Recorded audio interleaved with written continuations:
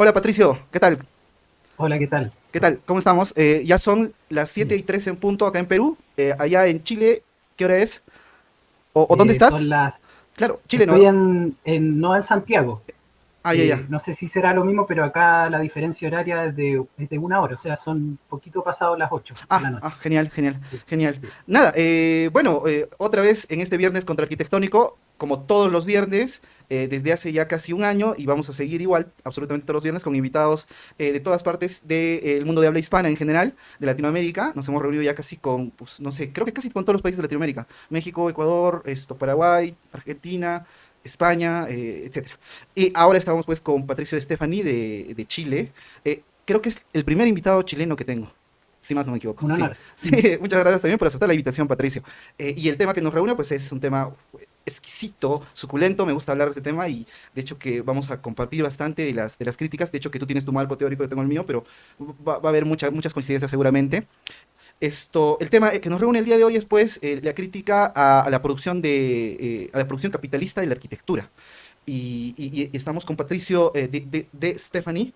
Y te voy a presentar, por favor. Patricio de Stephanie es arquitecto e investigador independiente. Su trabajo se centra en el estudio de las determinaciones de la arquitectura en la sociedad capitalista actual y en el desarrollo de una práctica a partir de sus contradicciones inherentes. Edita el blog Un Orden Artificial sobre arquitectura, capitalismo y política, que lo recomiendo ampliamente, por ese medio nos contactamos. Este blog también tiene su plataforma en Facebook y bueno, los invito a que lo visiten, lo repito, Un Orden Artificial sobre arquitectura, capitalismo y política. Junto a distintas organizaciones ha desarrollado talleres sobre el capital de Marx y en torno a la crítica de la ecología política. Un abrazo de acá desde Perú, Patricio. Espero que te encuentres bien allá. Y nada, gustosos de comenzar de una vez con la conversación. Antes, siempre recordar al público, por favor, que pueden hacer sus preguntas. Están completamente invitados a realizarlas. Durante la transmisión podemos ir ya resolviéndolas, pero también sobre el final de la misma. Así que nada, Patricio, un gusto tenerte acá con nosotros. Gracias, Juliver. Bueno, primero que nada, agradecerte la invitación, el interés. La verdad es que este blog existe de hace bastante tiempo, más o menos desde el año 2011, por ahí, 2011, 2012. Y de a poquito he ido como han ido creciendo los seguidores, he interactuado con distintas personas interesadas en este aspecto o en esta manera de abordar la arquitectura. Digamos que no es el único, obviamente, pero que es el que por distintos motivos a mí me ha interesado más y he querido más profundizar. Eh, Primero voy a hacer como una especie de introducción para dar un poco contexto a las reflexiones que siguen. Bueno, primero que nada, sobre el título, que digamos crítica de la producción capitalista de la arquitectura o crítica a la producción capitalista de la arquitectura, es el título de una investigación.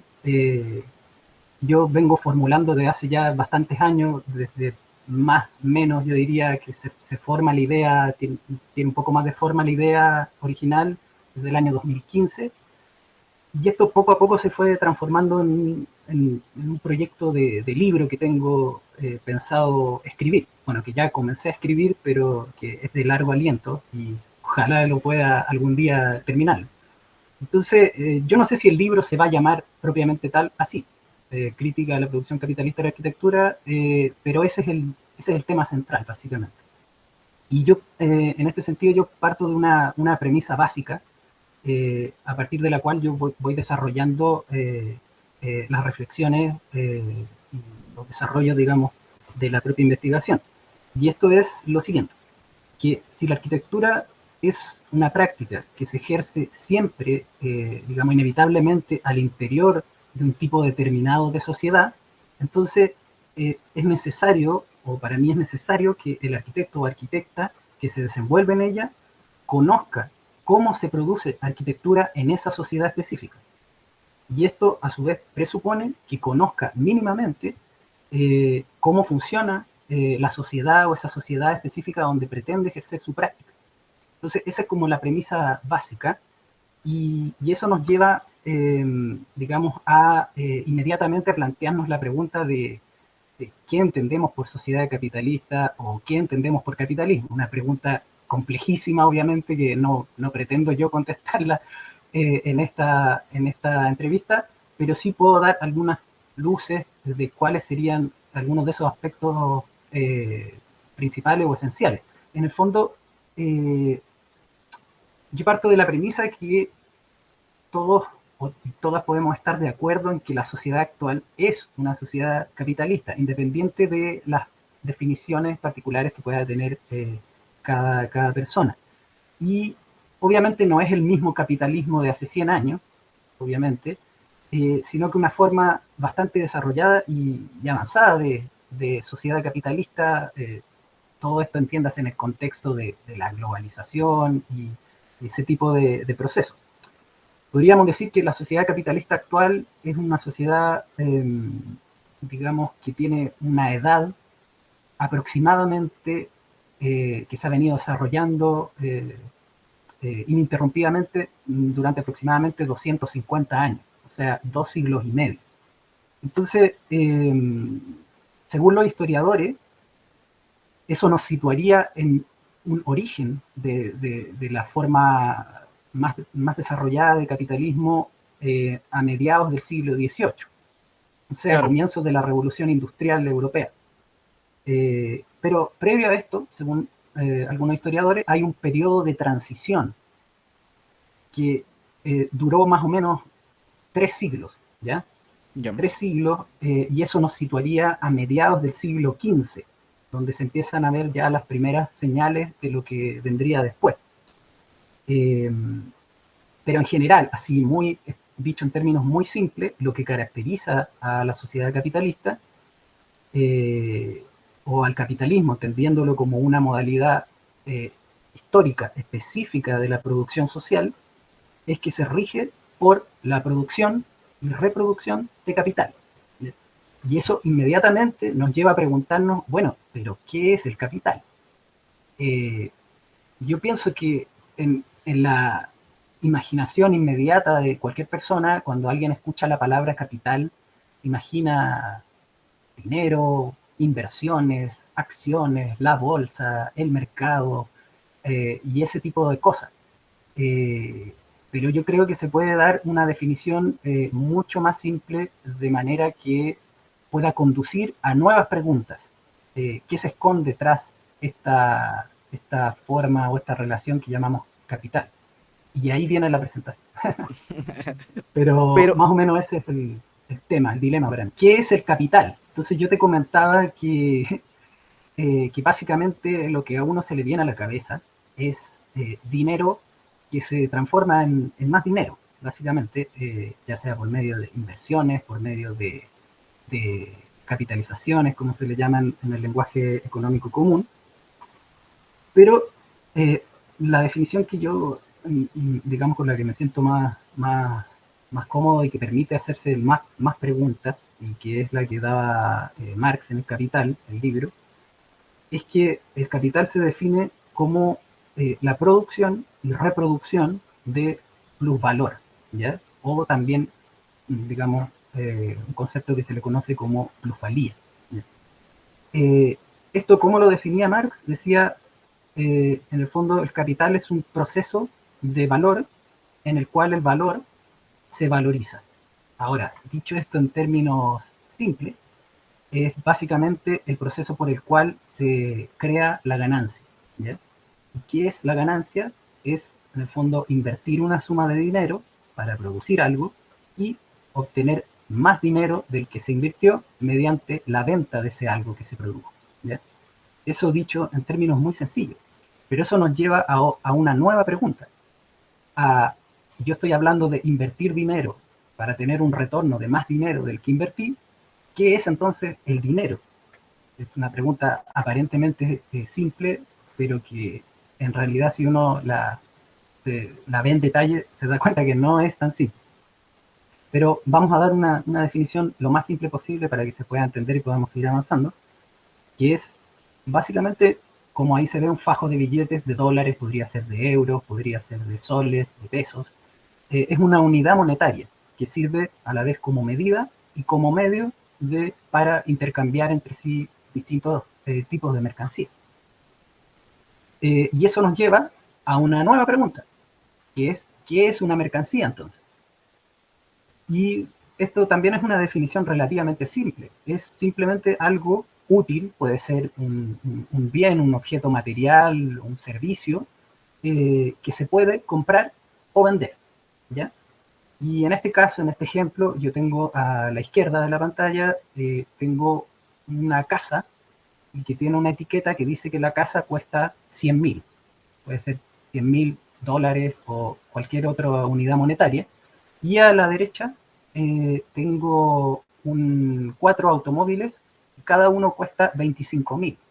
En el fondo estoy diciendo que si yo vendo esta casa por un precio de 100.000, luego puedo ir a una automotora y comprarme cuatro automóviles que valen 25.000 dólares, digamos.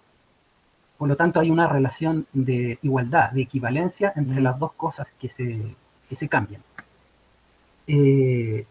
La definición un poco más técnica que da Marx es que una mercancía es un bien o un valor de uso, algo que sirve, digamos, para satisfacer una necesidad o un deseo también puede ser, pero que a la vez porta un valor, ¿ya? Un valor a secas. Eh, También existe el concepto de valor de cambio, que sería lo que estamos viendo en la pantalla, o sea, la relación proporcional por la cual yo puedo intercambiar una mercancía, una cierta cantidad de un tipo de mercancía por otra cantidad de otro tipo de mercancía. Eh, y eso nos lleva a preguntarnos qué es el valor entonces. Y para dar una definición bien simple, es lo que hace que un bien o un producto sea cambiable, ¿ya? Y en el fondo ahí es donde surgen muchas respuestas según la corriente de pensamiento económico de la que se trata. Eh, por ejemplo, te da la respuesta de que los bienes son intercambiables porque son útiles, pero también son escasos. Y por lo tanto la gente está dispuesta a pagar un determinado precio para obtenerlo. También está la respuesta de que los bienes son intercambiables porque la gente los valora, digamos, entiéndase, subjetivamente, según cuánto sea que los necesite o los desee, ¿ya?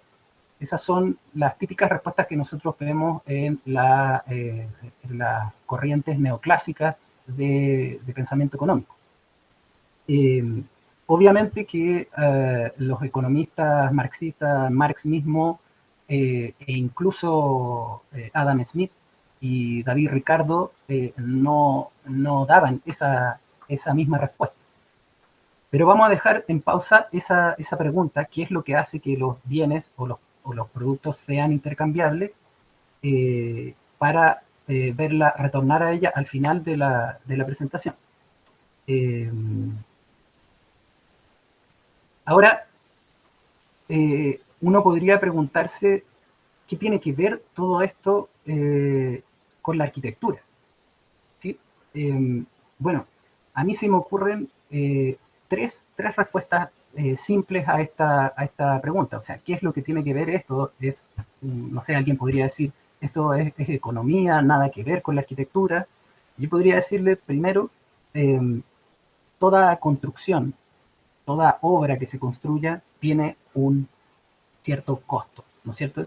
Ya sean materiales, ya sea mano de obra, ya sea honorarios profesionales. Todas esas cosas, si alguien quiere construir, tiene que comprarlas en el mercado, tiene que ir al mercado y comprarlas, ¿ya? Y por otra parte, toda obra construida es enajenable, o sea que yo la puedo vender por un determinado precio. Obviamente no puedo cobrar lo que yo quiera. Yo tengo que ir al mercado y ver cuánto es la media de lo que se cobra, o sea, de lo que se pide por esa determinada casa o departamento, digamos, que yo quisiera vender. Por lo tanto, ya ahí tenemos que la propia práctica de la arquitectura siempre va a estar implicada en ciertas compras y ventas, ¿ya? Por lo tanto, mercado, intercambio. Y por último, tercera respuesta podría ser que Eh, todo arquitecto o arquitecta tiene que, para trabajar como tal, tiene, digamos, distintas opciones. Puede trabajar para otro arquitecto, ingeniero, constructor, y por lo tanto ser un trabajador asalariado. Puede trabajar por cuenta propia, vendiendo su servicio a particulares o a instituciones, etcétera, por lo tanto ser un cuenta propista. O también puede ser un empresario, puede transformarse en contratista, puede crear una empresa, una oficina de arquitectura, pequeña o grande, da lo mismo, y por lo tanto siempre va a estar implicada su práctica en la propia dinámica del mercado capitalista. Eh, no sé cómo vamos hasta ahí, Julio. Todo ¿Se bien, entiende? claro, claro que se entiende perfectamente, Patricio. Genial, Ajá. genial. Y esta pregunta que aparece en la presentación es para mí la pregunta que inicia todo, digamos, es con la que desencadena todo el desarrollo de este proyecto de libro que estoy desarrollando ya. Entonces, por lo tanto, todo esto que yo te menciono al principio muy rápidamente, muy someramente, estas preguntas, ¿qué es el capital? ¿Qué es el dinero? ¿Qué es la mercancía? ¿Qué es el valor? ¿Qué es lo que hace que los bienes sean cambiables? Hay que tenerlo en cuenta, en mi opinión, así de entrada para poder plantear una crítica a la forma de arquitectura que nace, digamos, que emerge de una sociedad que se organiza sobre esa base, ¿ya? Entonces, la idea principal del libro surge a partir de esta inquietud mía por conocer esta forma específica que toma la arquitectura en nuestra sociedad, pero con esta salvedad, que sea más allá de una perspectiva estrictamente disciplinar. ¿A qué me refiero con esto? Generalmente en lo que a veces se llama, comillas, cultura arquitectónica, ya sea en la academia, en los círculos profesionales, se aborda un porcentaje, pero extremadamente ínfimo respecto a la totalidad de la arquitectura existente en un amplio sentido. Eh, por lo tanto, si nos vamos por ese lado y leemos muchos libros de arquitectura y leemos a muchos arquitectos y estudiamos concienzudamente, somos profesores, docentes, tenemos una práctica, una oficina y hacemos muchos proyectos, nada de eso nos va a permitir entender realmente todos los problemas que están implicados en la producción de la arquitectura en la sociedad capitalista. Por lo tanto, hay que partir, en mi opinión, por reconocer que las obras de arquitectura, aún en el sentido amplio del término, son solo una pequeña parte de la totalidad de obras que conforman el espacio producido por la sociedad humana, ¿ya? Como hay obras de arquitectura, hay obras ingenieriles, hay obras civiles, ¿ya? Hay caminos, calles, qué sé yo, ciudades y otro tipo de construcciones que exceden el ámbito de lo que comúnmente se entiende por arquitectura, pero que en mi perspectiva son fundamentales para entender esto de manera eh, con una perspectiva de totalidad, de la perspectiva de la totalidad social, de la cual eh, digamos, que hace la sociedad capitalista. Entonces, antes de preguntarse por las obras de arquitectura, habría que preguntarse por las obras en general, por el espacio humano en general, ¿ya? O sea, Segundo, ¿sí? de lo macro, digamos, de estas redes de intercambio económico, mercancías, dinero, para poder identificar cómo estas redes o estos flujos hacen emerger un tipo de arquitectura muy particular, porque al fin y al cabo esta arquitectura es efecto de estas dinámicas, ¿no? Claro, Casi automáticamente emerge la arquitectura. claro, es que en mi opinión no hay arquitectura que no esté dentro de esto.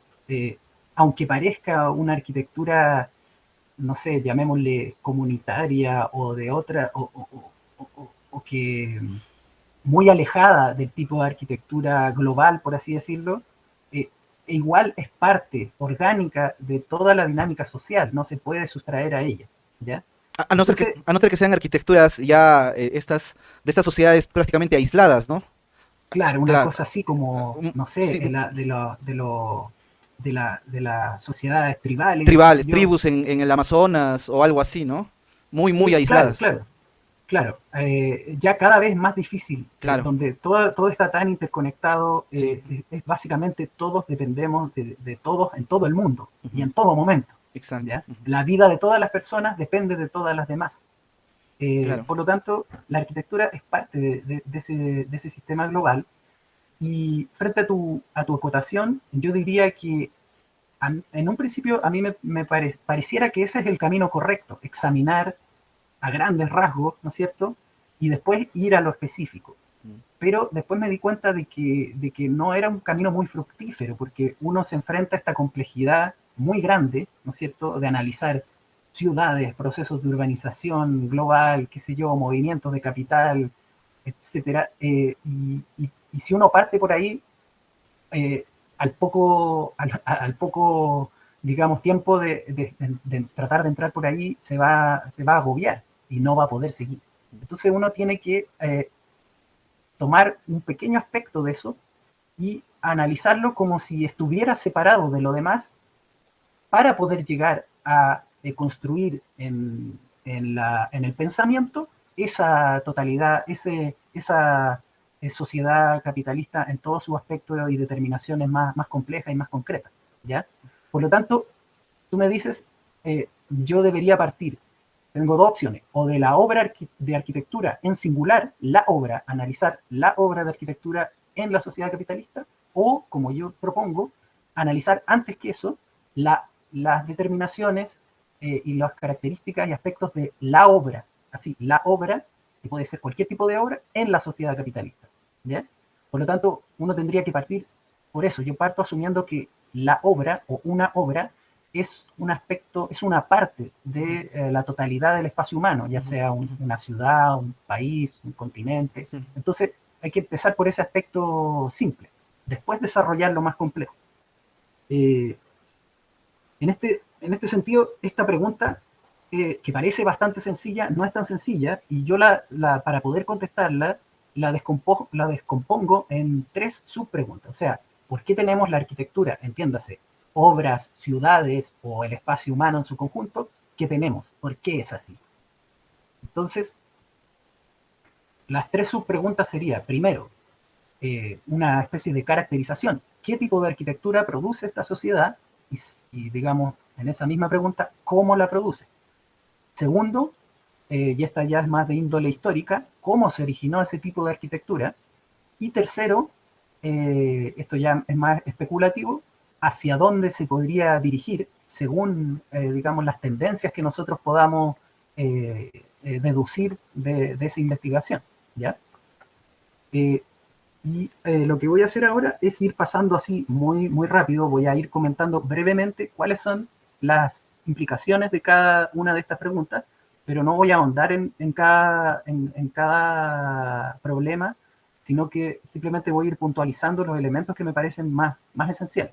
Entonces, por ejemplo, eh, ¿qué tipo de arquitectura? No sé, yo creo que en cualquier ciudad del mundo uno se encuentra con este tipo de cosas, con este tipo de nodos de autopistas o de otro tipo de redes de transporte, eh, redes de metro, por ejemplo, en las grandes ciudades, eh, con infraestructuras tipo hipermercados, mall, por ejemplo, cada vez más grandes, cada vez más expandiéndose más, ¿no es cierto? Eh, torres de departamento cada vez más densas, cada vez más altas. Hubo también guetos que yo le llamo guetos suburbanos, que son estos condominios, muchas veces condominios cerrados, con circuito de seguridad a las 24 horas, ¿no es cierto? Eh, y donde uno con estas imágenes puede ver claramente como el aspecto, la apariencia inmediata de estas formas arquitectónicas, ¿no es cierto? Bueno, en el caso de la autopista sería una forma más bien ingenieril, ¿no es cierto?, de obra civil.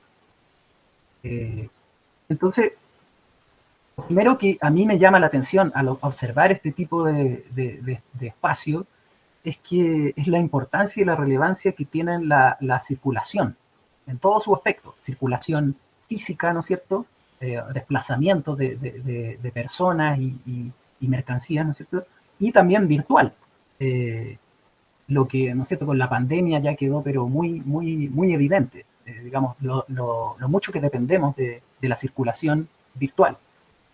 Y a través de estas redes de circulación fluyen diariamente miles y miles de millones de mercancías, incluyendo a las personas trabajadoras que se movilizan para poder llegar a su lugar de trabajo y poder vender su capacidad de trabajar a un empresario a cambio de un salario, ¿no es cierto? Y estas circulaciones cada vez más densas, cada vez más una interconexión cada vez más universal, por así decirlo, hacen que las distancias geográficas se vayan contrayendo en proporción directa a la evolución y al desarrollo tecnológico de estos medios de transporte y de comunicación, ¿ya? Esa es la primera observación que yo puedo hacer frente a estas imágenes del aspecto inmediato de esta espacialidad.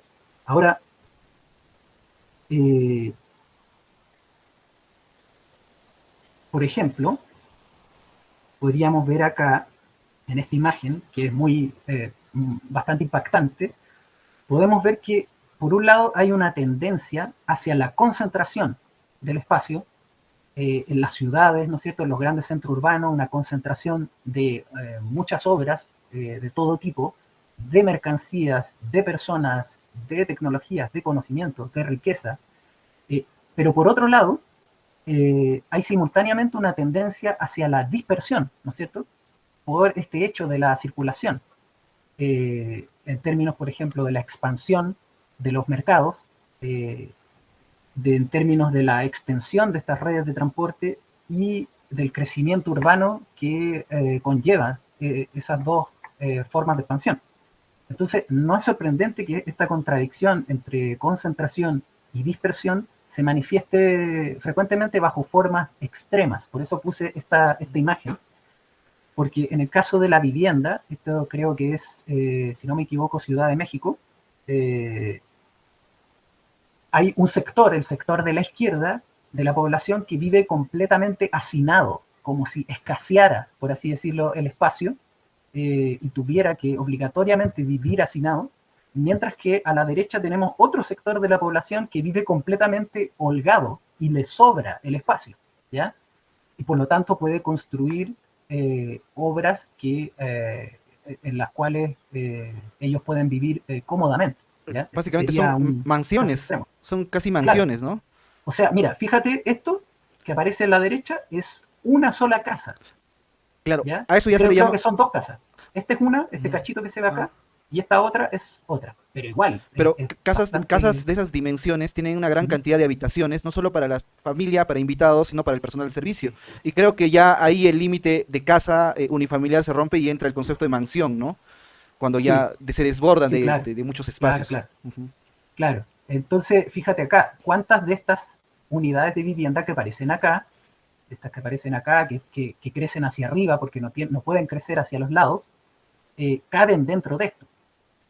O sea, Claro. no sé, yo creo que por lo bajo 10 veces, no sé, porque no se alcanza a ver más allá de la fotografía. Porque en la imagen, en la parte derecha, yo asumo que deben convivir entre empleados de hogar, choferes, qué sé yo, y las familias en sí mismas, no sé, pues, Sí, qué sé yo, 20 personas, 25 personas. claro, Pero, claro, por lo bajo, claro. pero en el lado izquierdo, pues, no sé, 1500 personas, 1000 personas, tal vez, no sé, no sé cuánto, ¿no? Claro, pero la densidad es mucho mayor y fíjate que esta imagen es tan impactante porque pareciera que estuviera retocada por Photoshop, Ujú. pero no me acuerdo el autor de la imagen, pero tiene una nota abajo, una leyenda abajo de la imagen donde dice: esta imagen no fue retocada digitalmente, ¿ya? Y fíjate la división, es un muro gigante Ujú. verde para este lado, pero me imagino que para este lado es un muro común y corriente, digamos, de cemento, Claro, ¿ya? para que Entonces, los ricos no puedan ver la pobreza, ¿no? A pesar de que está ahí, claro, ahí. Ah, claro, claro, claro, un poco como este personaje argentino, ¿cómo se llama? Eh, Mickey Vainilla, que un poco hace un sketch Uno, uno con ese tipo. que se disfraza de Hitler, creo, o otro es. Sí, sí, él, el que Y el tiene que, bigotito de y Hitler. que Claro, quiere pintar las casas de los cerros con colores bonitos para que desde su jacuzzi pueda ver un cerro bonito de pobres. eh, Ajá. claro, claro, claro. Y él lo Ah, dice muy, muy, muy suelto sí, y sí, sí. todo, pero Ujú. es más o menos eso, es la realidad, básicamente. Ahora, si pasamos a una segunda pregunta, eh, ¿cómo se originó esto? ¿Cómo, cómo, cómo se formó esto que hoy en día casi damos por hecho? Que así son las cosas, porque así son, ¿no? Bueno, esto me llevó bastante tiempo investigarlo. Yo diría que estuve más o menos unos 2 años, no de la manera tan continua que quisiera, pero investigando los orígenes históricos de esta forma de construir las obras y las ciudades y todo eso. Y llegué, digamos, llegué a la conclusión de que si bien es bastante difícil precisar un momento histórico específico, eh, podríamos decir que entre el periodo que se denomina como la Baja Edad Media, que es como el final de la Edad Media, aproximadamente mediados del siglo XV, y lo que sigue inmediatamente después, que es lo que se denomina como el periodo manufacturero, ya que esto es inmediatamente previo a la revolución industrial propiamente tal, siglo XVI, y lo que se denomina también como protoindustrialización. Bueno, el nombre lo dice todo, es justo antes de la industrialización, que se da principalmente en Europa y dentro de Europa principalmente en Inglaterra eh, y en menor grado en Francia y los Países Bajos. Entonces, en este periodo, que va del siglo XV al siglo XVII, así a grandes rasgos, se da un proceso histórico en que los habitantes comunes y corrientes de esa época, estamos hablando de pequeños campesinos, ¿ya? Pequeños artesanos, fueron masivamente expropiados de sus tierras, expulsados de sus poblados y también expulsados de sus propias moradas, de sus propias casas, ¿ya? Y a esto se le conoció históricamente como el proceso de los cercamientos, ¿ya? O en inglés también se dice enclosure, ¿ya? Y esto es un proceso que ya venía de antes, ya venía de la Edad Media y que estaba penado por la ley digamos, de la corte, de la monarquía, y era por lo tanto un proceso ilegal. Y lo que vemos en esta imagen es un muro, ¿no es cierto? Un muro aquí está construido que separa estas dos áreas de tierra y en la cual hay un grupo de personas acá, que son campesinos, que están destruyendo el muro, o sea, que se oponían a los cercamientos. Y básicamente los cercamientos eran eh, expropiaciones donde, como el nombre lo dice, se cercaba un paño de tierra que hasta ese entonces era considerado como propiedad común, ¿ya? En la cual podían trabajar la tierra o tener su ganado distintos campesinos, distintas familias, ¿ya? De un determinado poblado o de una región. Quienes realizaban estos cercamientos eran los propios, vamos a llamarlos, los primeros eh, grandes campesinos, por así decirlo, que se volvieron, se transformaron en capitalistas, ¿ya? Y ellos son los que hacían acercamientos, ¿para qué? Para elevar la productividad de la tierra, para producir justamente para mercados, no mercados locales, sino mercados situados en otras regiones, en otros países, ¿ya? Eh, entonces, lo que sucede acá es muy similar a lo que sucede con los procesos de colonización de América, de África y de Asia, donde se expulsa a una población originaria, ¿no es cierto? Y se reemplaza con nuevas construcciones y nuevas ciudades construidas por los colonizadores, ¿no es cierto? Con sus propias leyes y su propia forma de distribuir el espacio las viviendas y, digamos, toda otra obra que componga esa ciudad. Ahora, lo que es curioso, Juliver, es que justamente si uno lee El Capital, ahí dice que, digamos, Marx concibe los inicios del capitalismo como algo que está fundado sobre esta separación, digamos, entre los habitantes y sus propias tierras, casas, ¿no es cierto?, que es de naturaleza espacial, ¿no es cierto? O sea, yo expulso a alguien y le digo, esta tierra ya no es tuya, esta tierra ya no es común, es privada, y esta vivienda te la destruyo. Tú anda a vivirte a la ciudad y págame una renta, ¿no es cierto? O si no, quédate a Eh, trabajar acá en el campo, pero ya como empleado, ¿no? claro, claro, esas eran como las dos opciones. Ujú. Entonces, curiosamente también fue un proceso que no comenzó en las grandes ciudades, que a mí me sorprendió bastante eso. Ahora hay historiadores que sí dicen que comenzó en las grandes ciudades, como Braudel, por ejemplo, pero hay otros historiadores, incluido Marx, eh, en su estudio histórico, que dicen que no, esto comenzó en el campo, justamente en el campo, con los cercamientos, Ujú. en los pequeños poblados, porque en las grandes ciudades en esa época se concentraba y se acumulaba lo que era el capital comercial, o sea, el capital que se obtenía del comercio de mercancías, pero las Claro. mercancías eran producidas justamente en el ámbito rural, en el campo. Por lo tanto, ahí es donde se instalaron las primeras, primero se cercaron las tierras, se expulsaron a los habitantes originales y se empezaron a instalar manufacturas, talleres manufactureros, protoindustria, ¿no es cierto? Y se empezó a acumular capital que se llama productivo, industrial, ¿ya? Que es distinto del aspecto comercial, del capital de la ciudad. Entonces, eso a mí también me llamó bastante la atención. Entonces tenemos, por ejemplo, esto es más o menos como podríamos imaginarnos que era los talleres artesanales, ¿ya? En este caso un taller textil artesanal, ¿no es cierto?, en la vivienda de cualquier familia de artesanos que podía ser en un determinado poblado. Y esto fue reemplazado progresivamente por lo que se conoce como el taller o la gran manufactura, que es lo que viene inmediatamente previo a la revolución industrial. Bueno, aquí en la imagen uno puede ver que gran parte de la mano de obra, si no toda, son personas migrantes, Ujú. ¿ya? Mientras que los dueños de la manufactura son, digamos, no sé, franceses, ingleses, podría ser, ¿no es cierto? Que Porque, están ahí porque examinando el producto, el grano, en el este caso. taller estaba pues ubicado en las viviendas, porque, o sea, una familia tenía su propio Sí, taller en la propia vivienda y el padre, digamos, era zapatero, carpintero, lo que fuese, y claro, el hijo claro, tenía definitivamente prácticamente el mismo destino.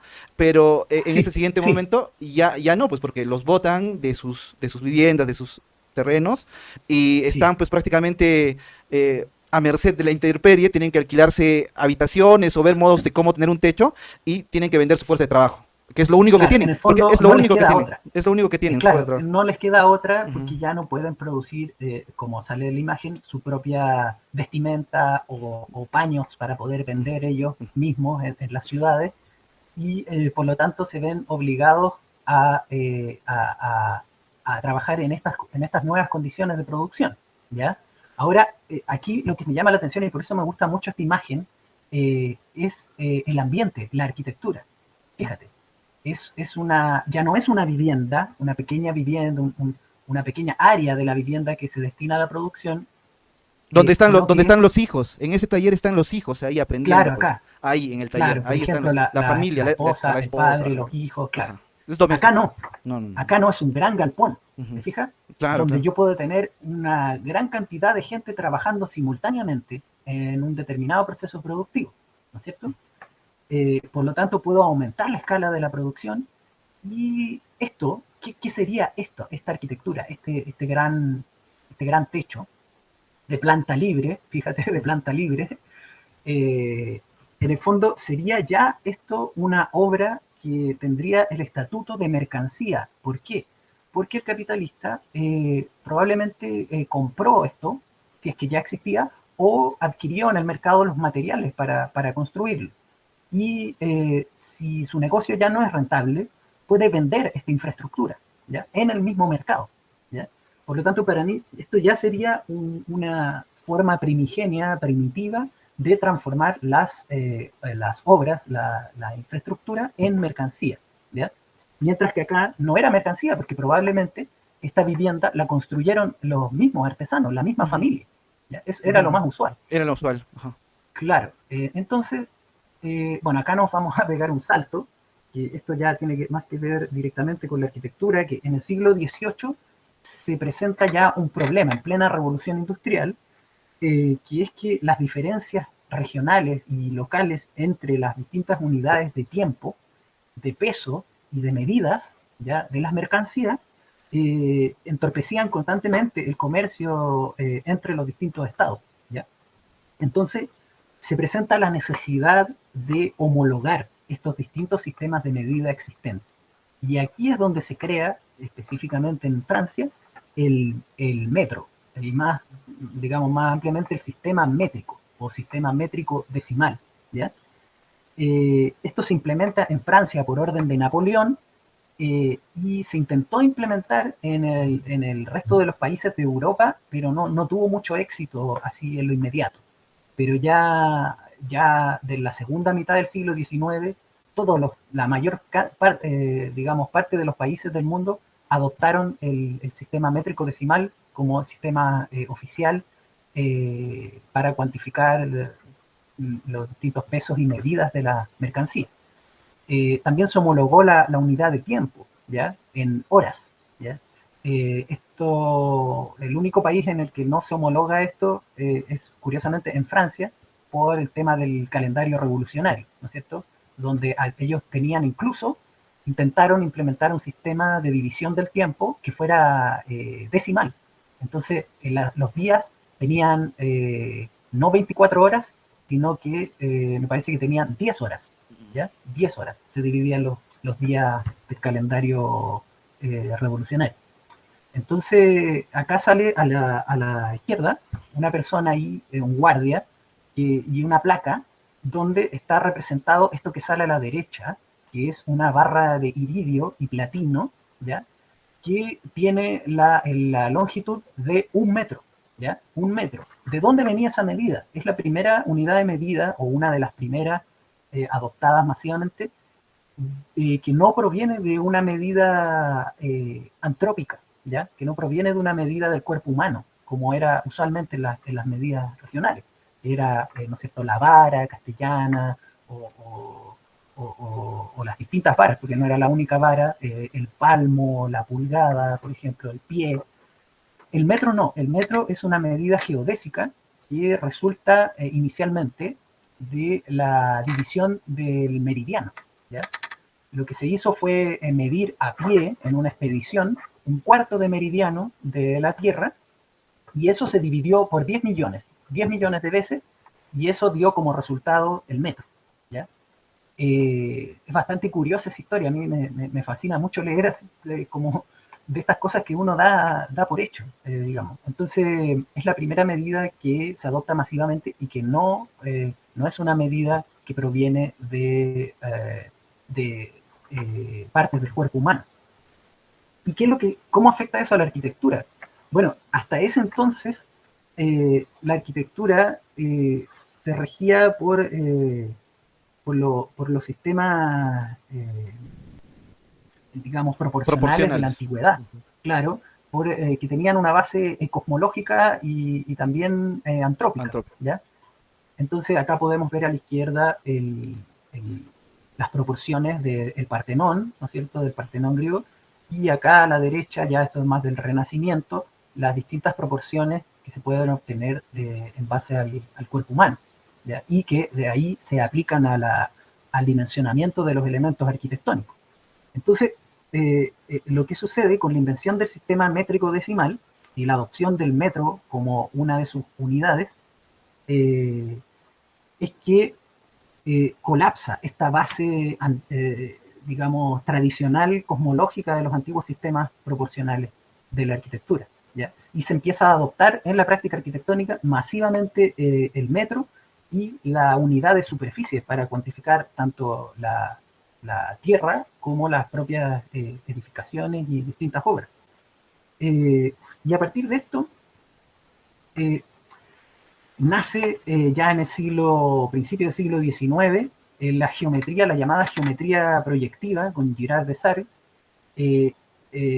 la proyectiva, digamos, a la izquierda, y la geometría descriptiva de Gaspar Monge, Y a partir de eso se genera lo que se conoce como el sistema diédrico de proyección ortogonal. Y esto revoluciona absolutamente la forma en la que se ejecutan los proyectos arquitectónicos, ¿ya? Ahora hay algo que no mencioné, pero en lo que estábamos conversando previamente del paso del taller artesanal al taller manufacturero, lo que se produce con esta expropiación masiva del poblado campesino y artesano, es que justamente la población, gran parte de la población ya no tiene la posibilidad de construir su propia habitación. Entonces surge la pregunta, ¿quién la construye? ¿Y cómo? ¿Ya? Y ahí es donde entra obviamente el Estado y la empresa privada, que obviamente tienen métodos totalmente distintos de construir las obras necesarias para la vida. Y uno de esos métodos es separar el proyecto de la obra, ¿ya? Y justamente en esta época nace el proyecto de arquitectura propiamente tal, ¿ya? Como una función dentro del proceso de construcción de obras eh, que, está, que no está en el mismo sitio de la construcción, sino que lo controla desde el exterior, ¿ya? Entonces eso es bastante relevante porque cuando ya se empieza a generalizar el sistema métrico, la geometría proyectiva, que es una consolidación del sistema de la perspectiva renacentista, y la geometría descriptiva, que lo que hace es, en el fondo, fijar estos planos de proyección de planta, elevación, axonometría, etcétera, se empieza a estandarizar todo esto, ¿ya?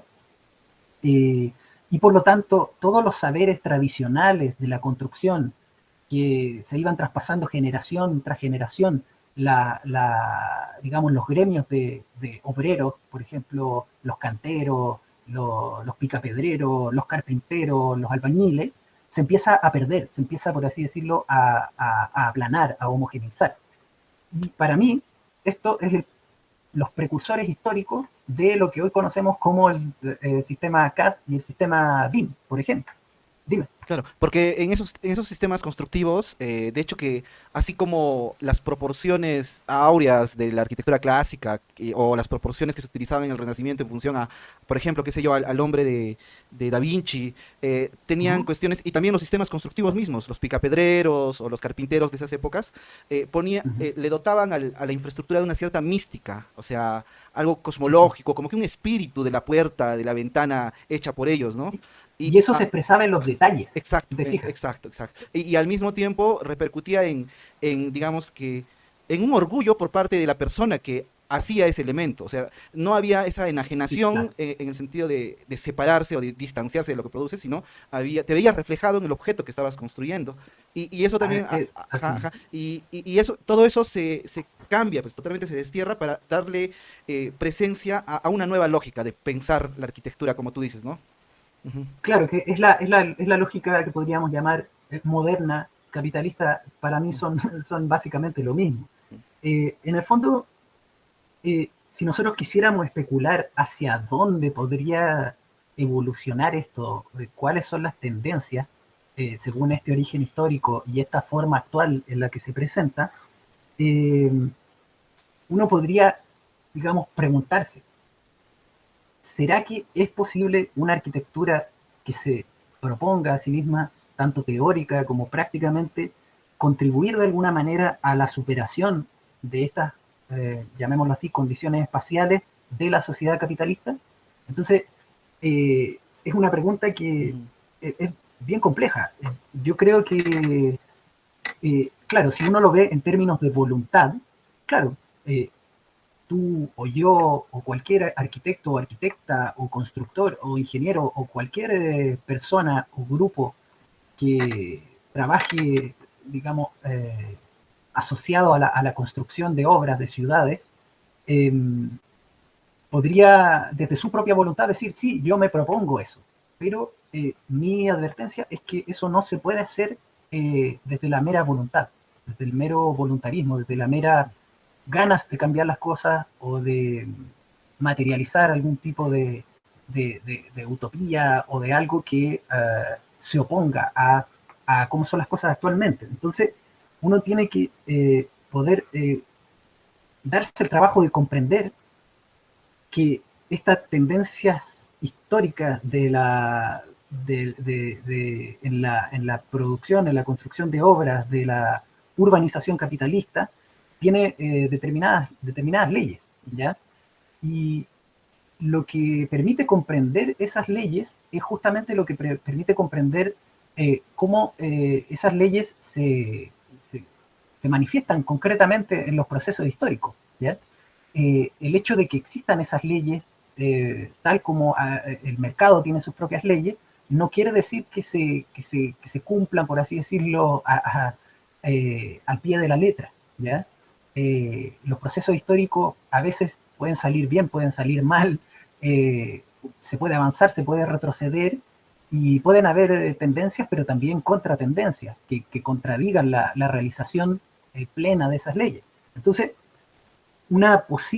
pensar una posible superación de esta tendencia a la urbanización capitalista solo puede provenir, en mi opinión, de esa misma tendencia, no de otro lugar, no de una utopía abstracta que se contraponga a esa tendencia de manera exterior. ¿Se entiende? Entonces, por lo tanto, lo primero que uno tendría que ver es que hay una acentuación de la tendencia que ya vimos entre concentración y dispersión del espacio.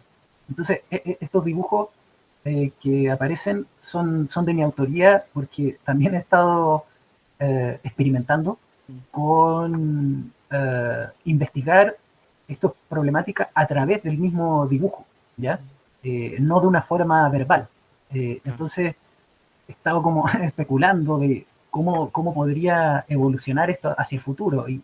Por ejemplo, la imagen de la izquierda, lo que trato de mostrar es cómo sería si este mall, este hipermercado, esta infraestructura, esta mega estructura empezara a crecer cada vez más, empezara, por así decirlo, a engullir la ciudad tradicional antigua, que es lo que se ve en el fondo en esas manzanas amarillas, ¿ya? Y eso para mí representaría la concentración extrema del espacio en la ciudad. Y la derecha sería la dispersión, digamos, que causa las redes de circulación. En este caso, una autopista que corta, ¿no es cierto?, y salvajemente atraviesa entre las distintas manzanas de la ciudad tradicional. Eh, Ahora, esta ciudad tradicional que se ve en esta manzana amarilla también es parte del mismo proceso de urbanización. Eh, y en el fondo, si uno parte de eso, de que hay una acentuación, una extremación de esta tendencia contradictoria hacia la concentración y la dispersión, eh, por ejemplo, esta imagen para mí representa como una perspectiva podríamos decir, de la imagen de la izquierda. Si tú te situaras, por ejemplo, aquí, en esa calle, ahí al medio, y miraras a esta gran infraestructura. ¿También es un dibujo tuyo? Sí, también Ah, es un dibujo mío, sí. entonces, ¿también eres artista, algo por ahí? Porque está genial. No, yo no Ah, no me las doy de artista, pero sí me gusta dibujar y mm, dibujo poco, eso sí, me gustaría dibujar más, mm, pero la mayor parte de mi tiempo se va en leer, en escribir, en analizar, ¿no es cierto?, las mm. cosas que te comento, Se, pero cuando me aburro de eso, ahí es donde dibujo. se ve muy ¿Ya? bien, se ve muy bien. Se ve muy- Claro, Ya. y básicamente, gracias, mira, esto lo que representa es, imagínate que en el futuro no sé si tú has visto estos edificios donde se almacenan datos, el Big Data. No, no. Hay un cierto tipo de infraestructuras que son kilómetros y kilómetros de edificios propiamente tal, que tienen un aspecto de mall, de oficinas, generalmente en extensión horizontal, pero que no está habitado pero por ningún ser humano. Lo único que almacenan son servidores de datos, ¿ya? Así. De servidores que procesan algoritmos que ocupamos todos los días. ¿Ya? Imagínate que esto no es para esta gran mega estructura, no es para ser habitado por seres humanos.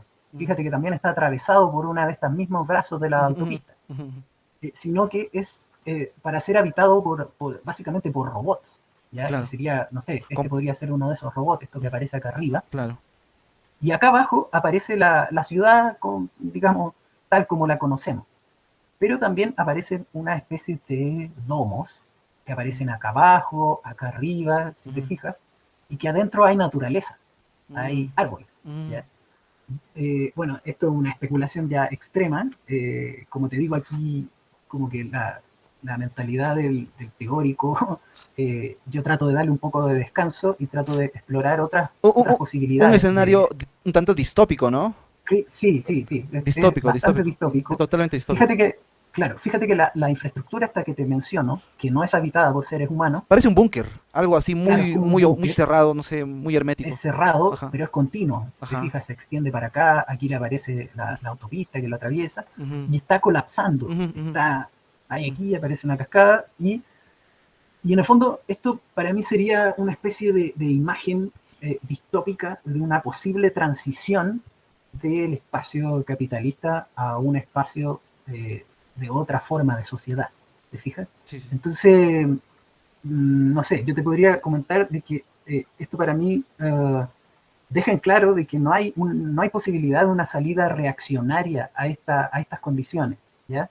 Que no hay posibilidad de un retorno nostálgico a un estado, a un pasado previo idealizado. Por ejemplo, no sé, destruyamos todas las ciudades, vayámonos a vivir a la naturaleza, cosa que a mí me encantaría, pero de verdad que es, para mí, a gran escala aparece como utópico.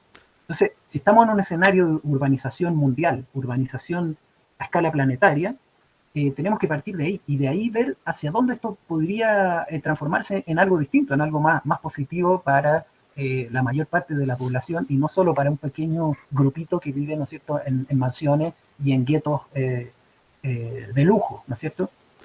Es una Eh, visión un tanto, percibo una visión un tanto fatalista donde tú crees que sí, irremediablemente vamos a llegar a esa imagen que tú has dibujado. o sea, si yo no me imagino, por así decirlo, un proceso revolucionario es bonito.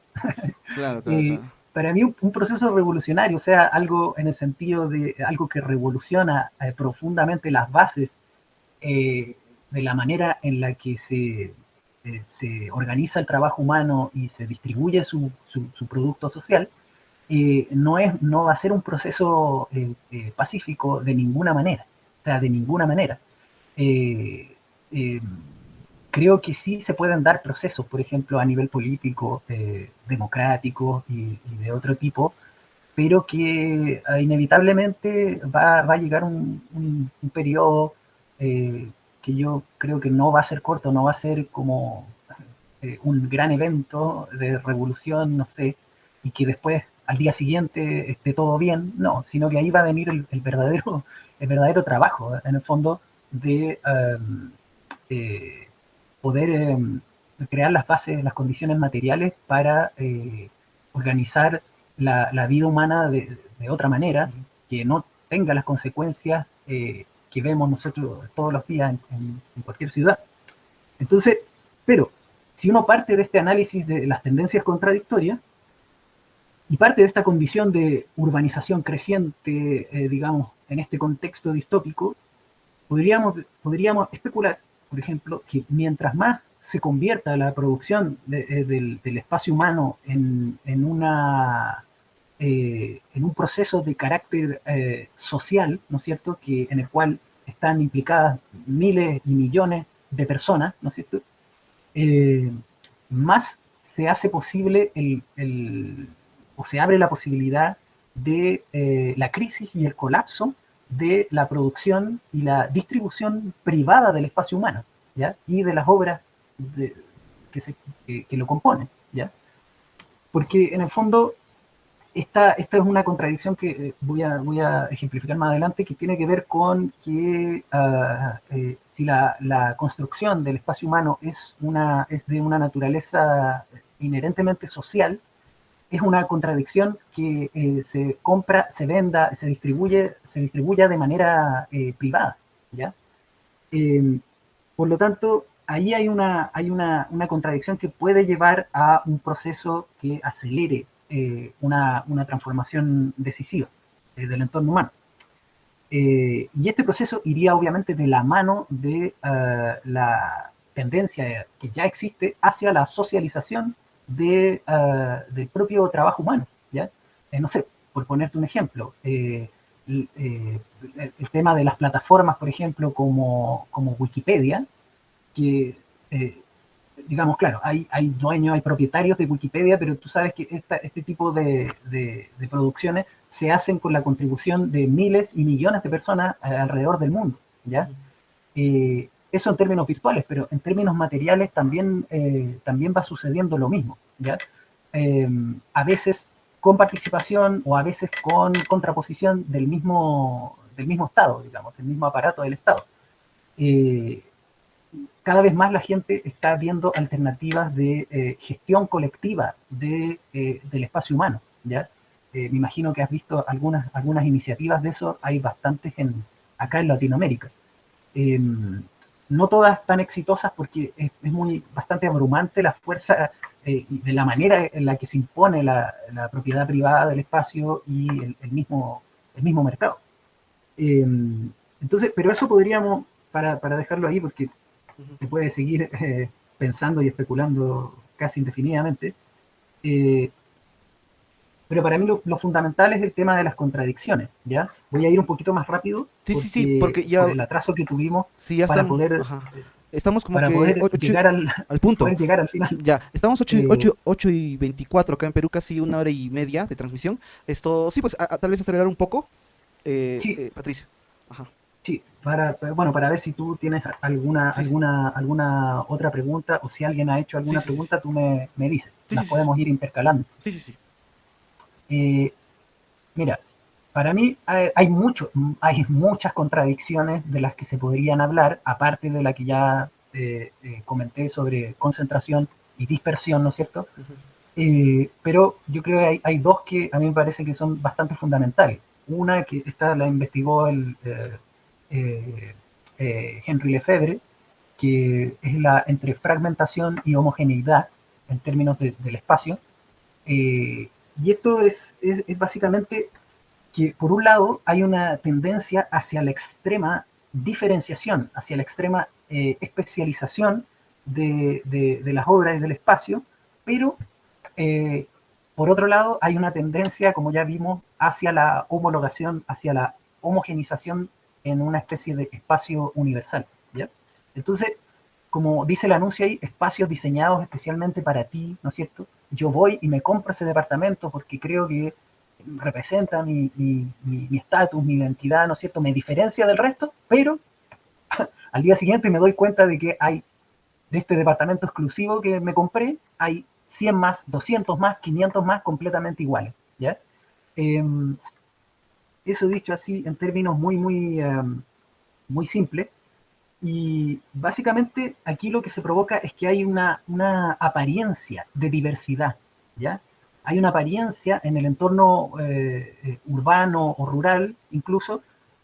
Nosotros vemos las distintas edificaciones, obras, etcétera, y vemos que hay mucha diversidad, hay mucha heterogeneidad, pero esto es una apariencia en el fondo porque oculta que todas estas obras, en realidad, desde el punto de vista económico, son valores, son objetos de renta, por ejemplo, son activos financieros, en el caso de la vivienda inmobiliaria es muy evidente, y por lo tanto, para los inversionistas, las diferencias cualitativas de todas estas obras son casi irrelevantes.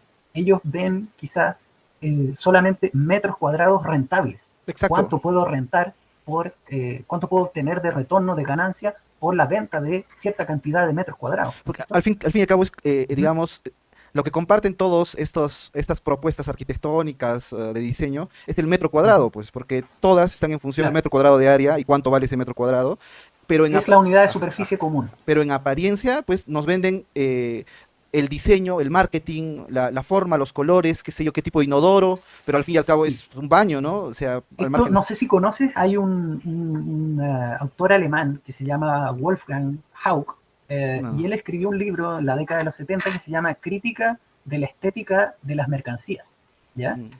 Y él habla justamente de lo que tú mencionas, en el fondo, de esta contradicción entre la unidad completamente homogénea, común, general, de la superficie, ¿no es cierto?, los metros cuadrados, el precio o el valor por el metro cuadrado, y la extrema diversidad de cómo se ensalza esta homogeneidad con la apariencia de heterogeneidad, de diversidad, ¿ya? Porque al fin y al Eh, cabo, el Guggenheim de Bilbao es, Ujú. o sea, en apariencia es tan diferente qué sé yo, de una de las viviendas de Tadao Ando, pero en el fondo Sí, son la misma cosa. O sea, si claro, vamos a... en términos económicos son la misma cosa. Básicamente lo único que se diferencia es que uno tiene más o menos metros cuadrados y por lo tanto puede costar más o menos, ¿ya? Y también dependiendo de los elementos materiales, cuánto costaron esos elementos materiales que componen Pero también, esas obras. pero también Ahora, ¿sí? la funcionalidad también diría yo, ¿no? Porque, por ejemplo, en el Sí. Guggenheim de Bilbao, yo te apuesto que hay, por ejemplo, ¿no? Ujú, Los baños se siguen dividiendo en varones y mujeres, al igual que ujú, el edificio al que yo voy diariamente, qué sé yo, en una universidad acá de mi ciudad, que también tiene esa ujú, misma lógica, las sí, escaleras nuclearizadas, qué sé yo, la circulación, o sea, esas cuestiones funcionales, al fin y al sí. cabo, son las mismas, solo la cáscara y ciertas cosas Eh, estéticas a nivel de materiales o cosas así cambian, ¿no? ahí tocaste algo que me parece pero medular, que en el fondo el plan, por así decirlo, la configuración uh, de estos espacios y el programa, en términos usuales del programa de recintos, eh, sigue siendo el mismo, básicamente, y lo que muda su apariencia como una estrategia de venta, de apelar a la sensibilidad eh, mediante estrategias de configuración estética, por ejemplo, de la piel, de la cáscara de los edificios, es lo que este autor Hauck llama la estética de la mercancía. Y no Ujú. solo se da en la industria de la arquitectura, la construcción, sino que también, obviamente, por ejemplo, en la industria automotriz, con el diseño de los autos, en la industria de la moda y el vestuario, es muy evidente, de las tecnologías domésticas, de los distintos aspectos y diseños de los celulares, de los móviles, y de otras industrias ligadas al diseño, de la gráfica, desde el mobiliario, por ejemplo. Entonces, ¿qué es lo que pasa? Se vende exclusividad, ¿ya? Y a esto, digamos, algunos economistas le han llamado la renta monopólica, ¿ya? ¿Qué quiere decir esto? Que tú vendes exclusividad para obtener una ganancia extra, ¿ya? En el mercado, pero ¿qué es lo que pasa? Después todos tus demás competidores buscan esa misma ventaja, ¿ya?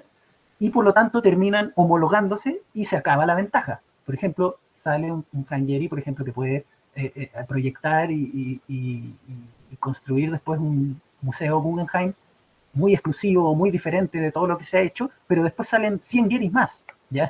Y ya se pierde esa ventaja, se pierde esa posibilidad de renta monopólica. Eh, y esto es muy similar a lo que se da en cualquier proceso de innovación tecnológica, ¿ya? Por ejemplo, una empresa innova, adquiere una nueva maquinaria de última línea, ¿no es cierto?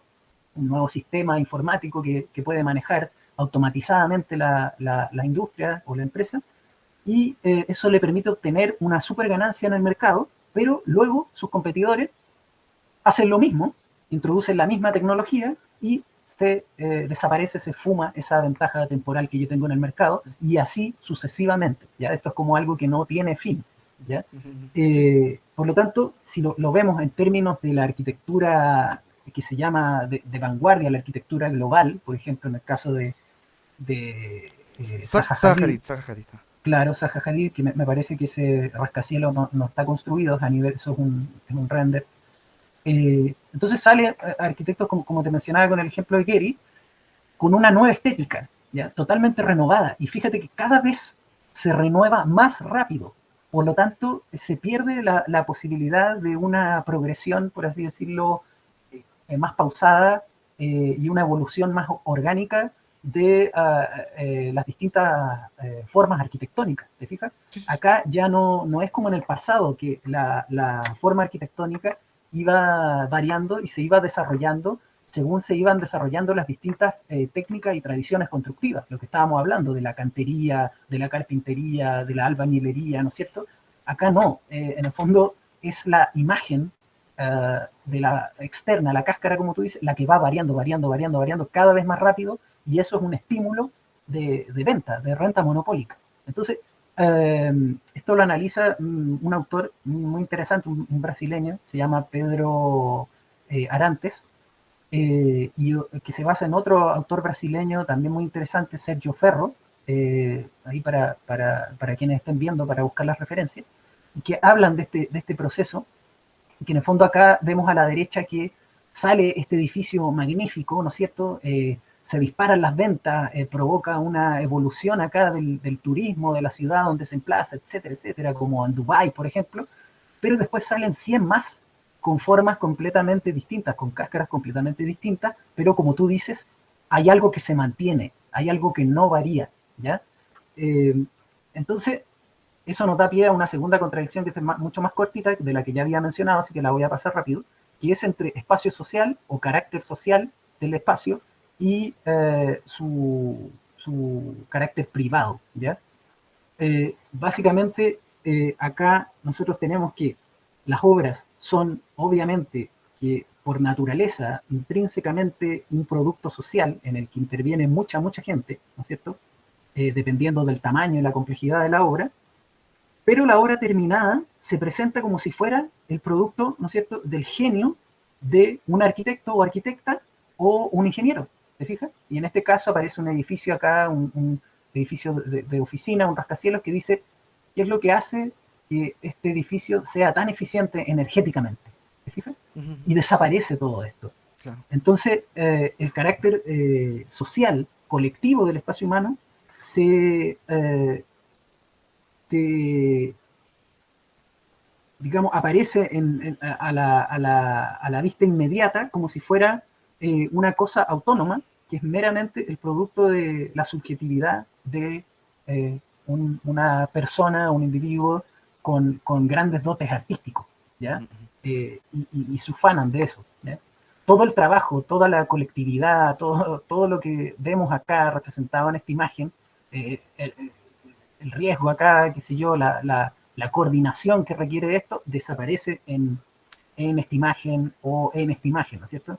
¿Qué es lo que aparece pues Eh, en los grandes estudios de arquitectura, donde el arquitecto sí, maestro, que se yo, un Ren Koolhaas o un Norman Foster, llega al estudio donde tienes 500 trabajadores, ujú, ¿no? Entre arquitectos, dibujantes, qué sé yo, sí, hace los trazos del gran edificio y ya mm, los demás lo van trabajando, regresa y te comienza a decir, como tuve una entrevista hace poco, cuando sí, ya hizo los primeros trazos, el estudio ya tiene ya una maqueta, algo, le muestran la maqueta y dice, Este edificio necesita más poros, tienen que ponerle un 30% más de poros. Tiene que ser más poroso. Y después se va pues a hacer ah, sus sí, otras cosas y ellos le ponen más poros y regresa y así, ¿no? Es el genio sí, arquitecto y todo un estudio de eh, otros. Ajá. claro, este autor que te menciono, brasileño, Sergio Ferro, habla de esto y utiliza un concepto que me parece bien apropiado, que se llama el diseño separado, ¿ya? Eh, a esto yo como mencioné, em, le llamo, bueno, se le puede llamar espacio privado o espacio autónomo en el sentido de que es como si se disociara, por así decirlo, la producción, la proyectación del espacio humano se disociara de sus propias bases materiales, ¿ya? Que es obviamente la transformación de la materia natural mediante el trabajo humano de manera colectiva, obviamente, ¿ya? Entonces, es bien interesante ese concepto de que se separa, ¿no es cierto?, el proyecto y como tú dices, ya se trata simplemente de agregarles más poros, menos poros, si se ve más bonito, menos bonito, más grande, más chico, y todo el resto desaparece. Ahora, aquí voy ya pasando a la parte final. Eh, Esto es lo que me lleva, esto más o menos cómo se podría ver el plan que tengo actualmente del libro, de la investigación y que se ha modificado muchas veces, pero yo les muestro la forma, la última forma a la que tiene, eh, y en la cual cada uno de estos capítulos, de estos 5 capítulos, está ligado a las preguntas que ya vimos. O sea, la pregunta uno que dijimos, ¿qué tipo de arquitectura caracteriza a esta sociedad y cómo se produce? Yo lo pienso abordar en el capítulo uno y el capítulo 2. Entonces, el capítulo uno parto de la obra, como te había comentado, de la obra en general, después avanzo a la obra arquitectónica en particular, y después avanzo a cosas ya más complejas, la ciudad propiamente tal como organismo, y el espacio ya en su totalidad, y esta producción de un espacio que se autonomiza, por así decirlo, de sus propias condiciones de producción. En el tercer capítulo sería como un capítulo pivote, que sería el aspecto histórico. La pregunta 2, ¿cómo se originó esto? ¿Ya? ¿Cómo transcurre el desarrollo histórico y se termina transformando la totalidad del espacio humano, tanto en el ámbito de ciudad, metrópoli, el campo, la ruralidad, simplemente en formas de reproducción del sistema capitalista? Y en la pregunta 3, esto de los dibujos, por ejemplo, que planteé, iría en torno hacia dónde podrían evolucionar estas tendencias, digamos, si vemos un futuro bastante negro, sin ninguna posibilidad de superación o de transformación, o si las condiciones actuales contemplan ciertos desarrollos y tendencias contradictorias que eventualmente van a llevar al colapso de esta forma de desarrollarse el espacio humano. Eh, entonces, yo ahora voy a ir bastante rápido, Juliver, en honor al tiempo, Sí, sí, sí. y esta parte es un poco menos teórica, sino que yo voy a mostrar un ejemplo bastante simple de lo que podría ser el análisis de la obra en tanto una mercancía. ¿En qué modifica materialmente, en qué se modifica materialmente la obra cuando es producida como una mercancía? ¿Ya? Entonces, bueno, obviamente, si tenemos un mercado de mercancías comunes, por ejemplo, en este caso un supermercado con todo tipo de alimentos, en el caso de las obras también tenemos un mercado, ¿no es cierto? Lo que comúnmente se conoce como el mercado inmobiliario, que no solamente puede ser, como en este caso, departamentos, viviendas, casas, sino que también pueden ser locales comerciales, propiedades en términos de terrenos, sitios, o puede ser un mercado inmobiliario en oficinas, pueden tener muchos aspectos, digamos, muy amplio el abanico. Y si nosotros queremos analizar esto, según mi opinión, es mejor partir por lo simple y después avanzar a lo más complejo. Entonces podríamos poner el ejemplo de una casa, como al principio, una casa que vale $100.000, ¿no es cierto? Una casa cuyo precio de venta es de $100.000. Si esta casa yo la comparo con otras mercancías, por ejemplo, un auto que me puede costar $25.000, una cama, $500, un kilo de azúcar, $1, o una onza de oro que me puede costar esos lingotes $2.000, ¿ya? Si yo comparo estos precios, ¿no es cierto?, la casa 100.000 y estas otras mercancías con estos distintos precios, me doy cuenta de que detrás de estos precios está escondido una relación proporcional entre estas distintas mercancías. Y el dinero es únicamente un mediador que me permite, por ejemplo, vender mi casa, obtener este fajo de billetes de $100.000, ¿no es cierto? Y después yo puedo ir a comprarme cualquiera de estas mercancías según la proporción, ¿no es cierto?, que guardan entre ellas. Ahora, supongamos hipotéticamente, ¿ya?, que no existiera la unidad monetaria, esto que se llama dinero fiduciario, Ujú. ya ese es el nombre técnico, en el fondo, dinero que está basado solamente en la confianza de los agentes del mercado de que este dinero vale lo que dice que vale, ¿ya? Es solo representativo, pues no vale ese Claro, peso. Solo es representativo. meramente representativo, Ujú. claro, no es como antiguamente era el oro, El ¿no es oro. cierto?, que se medía en las unidades de su propio peso, Exacto. el patrón oro, que se Ujú. llama. Entonces, supongamos que no existiera el dólar o cualquier otra unidad monetaria, eh, una de estas mercancías tendría que asumir necesariamente la función de dinero. Y obviamente hay una de estas mercancías que históricamente sí ha asumido realmente la función de dinero, que es el oro. Entonces podríamos establecer esta relación proporcional entre las 50 onzas de oro, serían equivalentes a una casa, o 4 automóviles, o 200 camas, o 100 toneladas de azúcar, ¿ya? Eh, y por lo tanto, yo podría prescindir, y digo hipotéticamente, porque esto en la realidad no se podría, salvo estadios más primitivos del capitalismo. El trueque.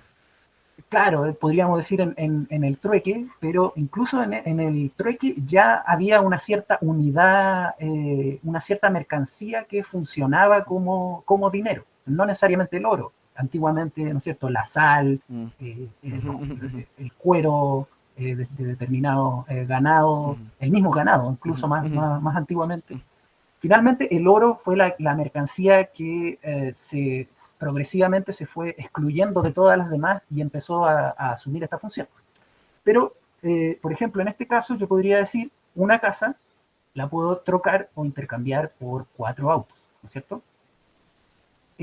Pero también tenemos esto que había explicado ya del tema de la homogenización en una unidad de superficie, una unidad métrica común. Entonces yo podría representar en esta relación, en vez de decir una casa, podría decir 80 metros cuadrados de casa, ¿no es cierto? O de construcción. ujú. Y esto ya es un primer nivel de abstracción que impone la relación de intercambio entre estas dos mercancías. También yo podría decir, por ejemplo, 80 metros cuadrados de construcción equivalen a 50 onzas de oro.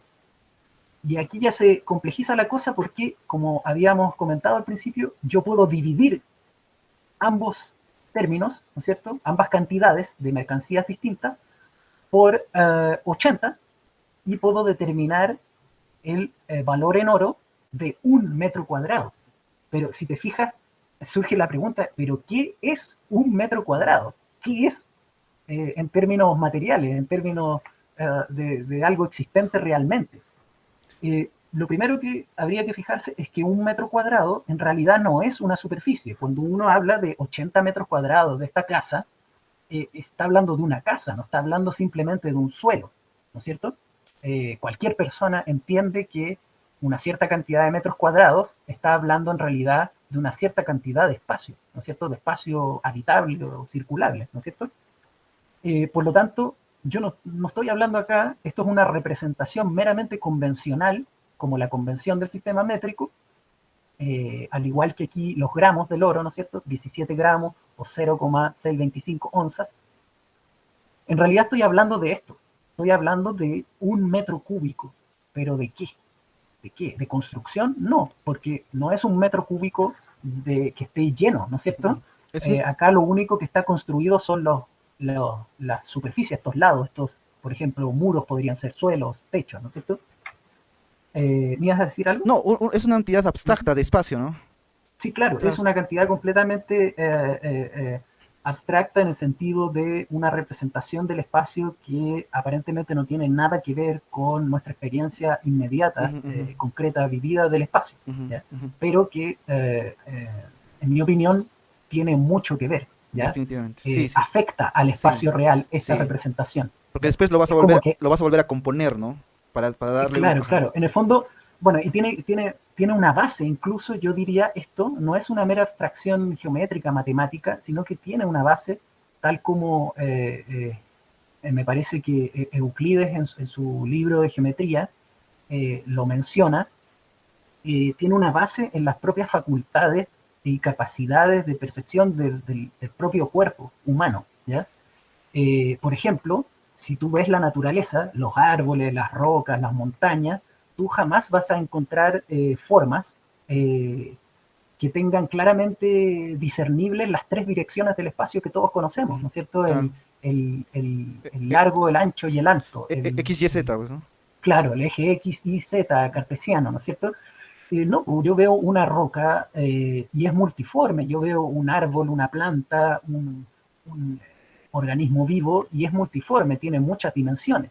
Pero, curiosamente, de todas esas dimensiones nosotros hacemos una división tripartita, ¿no es cierto? Y construimos nuestros artefactos y nuestras obras acorde a esa división tripartita de un espacio natural que podríamos decir que es originalmente multidireccional Ujú. y multidimensional. Entonces, esta abstracción no es meramente una abstracción mental, tiene una base, por así decirlo, eh, biológica, ¿ya?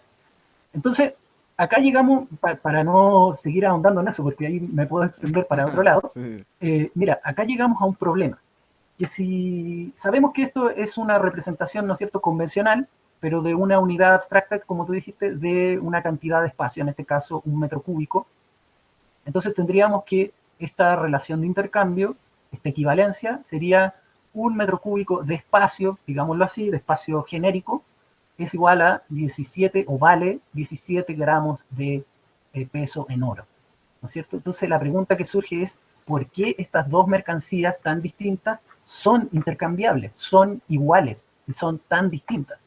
Entonces, al hacernos esta pregunta, siguiendo la guía de la teoría del valor, eh, tanto de Marx como, digamos, porque él no la inventó, sino que se basó en los primeros economistas de la economía política clásica, ¿no es cierto?, del siglo XVIII, William Petty, Adam Smith, Quesnay, Ricardo, entre muchos otros, ¿no es cierto?, es la teoría del valor, ¿no es cierto?, la llamada teoría del valor, y en el fondo nos hace preguntarnos por qué estas cosas tan distintas, en medidas, en cantidades tan distintas, las podemos intercambiar como si fueran equivalentes, y nosotros podemos cambiar este metro cúbico de casa o de cualquier otra obra por 17 gramos de oro, y podemos estar contentos con ese intercambio, tanto el comprador como el vendedor.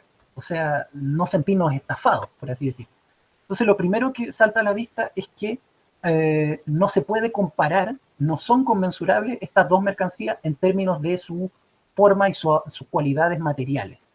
Eh, es incomparable, o sea, no puedo decir, mira, 1 metro cúbico de construcción lo voy a comparar con las cualidades y el peso y la materialidad y el color del oro. No se puede comparar.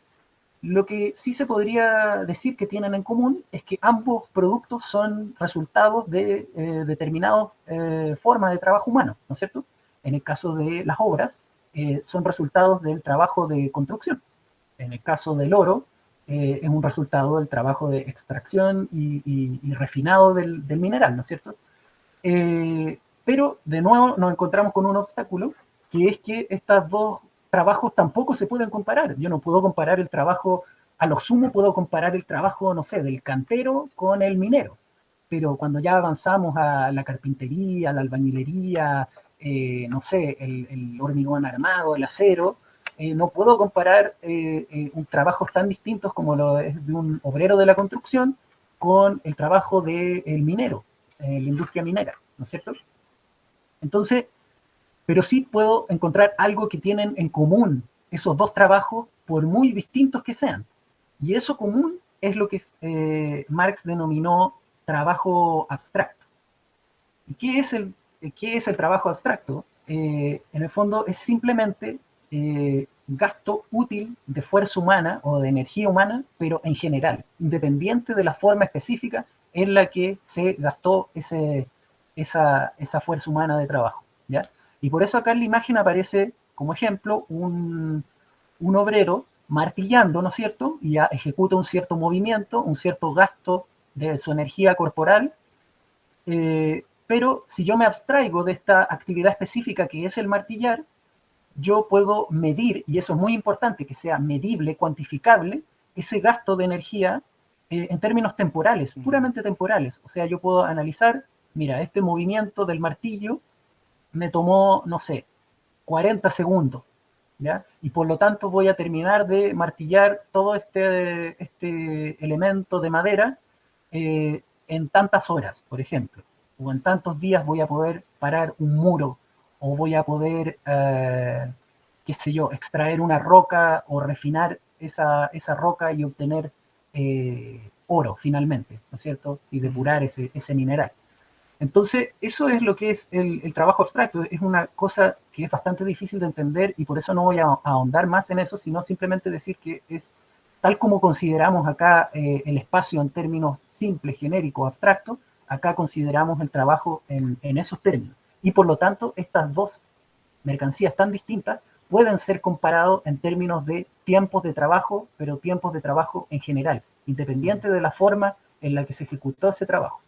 Entonces, finalmente llegamos a que yo podría expresar mis 17 gramos de oro, podría expresarlo hipotéticamente de nuevo, como simplemente como horas de trabajo. Y podría decir, por ejemplo, que a mí me tomó extraer y refinar ese oro 50 horas, ¿ya? 50 horas en promedio, ¿ya? No estamos hablando acá de un grupo de mineros específicos, sino que de un tiempo, por así decirlo, la media que la sociedad le Socialmente toma, admitivo, ajá. claro, socialmente necesario es como el Ujú. término técnico, pero para que se entienda, la media social que al trabajo, digamos, a un sector del trabajo de la sociedad le toma extraer y refinar el oro. Por ejemplo, 50 horas. Y vemos que este metro cúbico de casa o de edificio o de cualquier obra me toma también 50 horas, ¿no es cierto? Poquito más de, no sé, si decimos que una jornada de trabajo tiene, pongámosle, 8 o 10 horas, sería una semana de trabajo, yo lograría construir en promedio, ¿no es cierto?, socialmente, un metro cúbico de esta casa, ¿ya? O expresado en términos más socialmente válido, aceptable, un metro cuadrado de construcción. Por lo tanto, tendríamos una igualdad entre, por un lado, la duración de este trabajo abstracto en general y una cierta extensión del producto, en este caso, un metro cúbico. Eh, entonces, finalmente, lo que tenemos es básicamente una ecuación, una relación de igualdad eh, entre un espacio completamente abstraído de determinaciones específicas y particulares aspectos cualitativos, sino que un espacio completamente homogéneo, simple, yo le pongo acá, y por otro lado un trabajo que únicamente está representado como unidades de tiempo, ¿ya? Cierta cantidad de horas, cierta cantidad de días, cierta cantidad de semanas de este trabajo también abstracto en general. Entonces, finalmente, la pregunta que surge es, ¿por qué esto es así? O sea, volvemos a la pregunta que hacíamos al principio, ¿ya? ¿Por qué? ¿Qué es lo que hace posible que dos cosas, dos mercancías tan distintas como una casa y una cierta cantidad de lingotes de oro sean intercambiables como equivalentes? O una casa y 4 autos, ¿no es cierto? Y en su forma monetaria, una casa y $100.000, ¿no es cierto? Eh, y la respuesta a la que, por lo menos en el estado en el que me encuentro de la investigación en este momento, la respuesta que da Marx y entre otros autores que utilizan como guía el capital es que básicamente al pasarse, al transitarse de una forma de producción que se establecía, como vimos, sobre una base colectiva, a una forma de producción, ¿no es cierto?, en donde se anula esa base colectiva común y se reemplaza por una forma de producción completamente privada, donde el trabajo se ejecuta aisladamente, privadamente e independiente de otros trabajos, o sea, el empresario A no se puede meter en cómo trabajan los obreros del empresario B, ¿ya? Son trabajos absolutamente independientes, absolutamente privados unos de otros, ¿ya? Eso crea una situación en que la única forma en la que se pueda distribuir el producto social, el producto de cada uno de esos empresas privadas, ¿ya? Es justamente a través del intercambio, a través del mercado. ¿Pero qué es el mercado? En el fondo es trocar, intercambiar distintos tipos de mercancías en distintas cantidades, ¿no es cierto? Proporcionalmente. Eh, y por lo tanto, este intercambio, esta relación de intercambio en la cual los distintos trabajadores, los distintos capitalistas se relacionan únicamente, indirectamente, a través del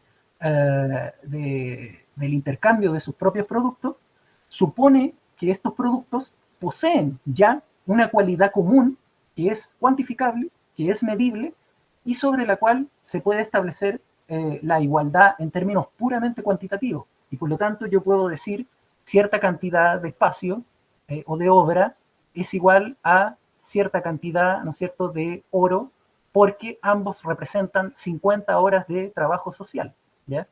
Trabajo promedio, ¿no es cierto?, trabajo necesario. Entonces, finalmente, el fundamento, la fuente de la existencia del valor de la mercancía, del dinero y por lo tanto del capital, y si lo ponemos en términos espaciales, de este espacio simple, de su representación como metros cuadrados, ¿no es cierto? Cantidad de superficie, y el impacto que eso tiene en la producción de las obras de arquitectura, ¿no es cierto? Que se van cada vez más homologando, a pesar de que presenten esta apariencia mudable, esta estética deslumbrante, está en justamente en la producción privada de obras, en la producción privada de arquitectura, ¿ya?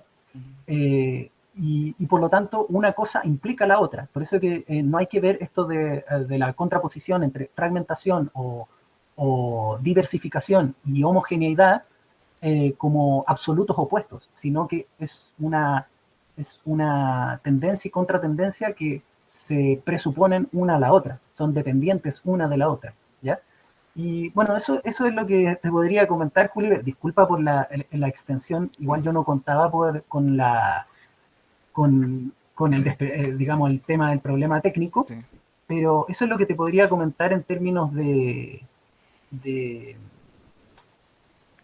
voy a dejar ahí la Sí, presentación. sí. Ahí está. Eso es lo que Gracias. te podría comentar. No sé si hay alguna pregunta, algún comentario que puedas hacer tú como de cierre, no sé.